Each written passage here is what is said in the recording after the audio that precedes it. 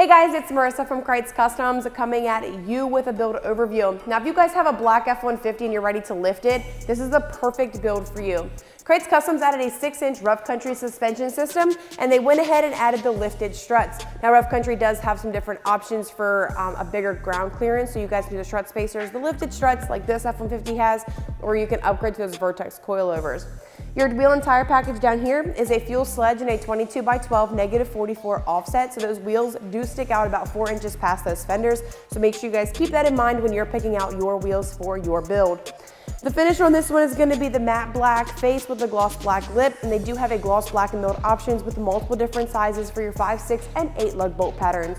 Your tire is going to be a 35/12 50/22 Ridge Grappler. This is going to be their hybrid tire, so it's going to be a perfect mix between all-terrain and a mud tire.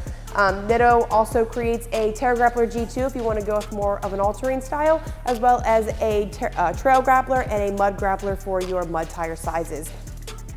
And if you guys like this F-150 and you want to check out more details on how to build yours, you guys can click the link in the description below, as well as taking advantage of our 0% financing options.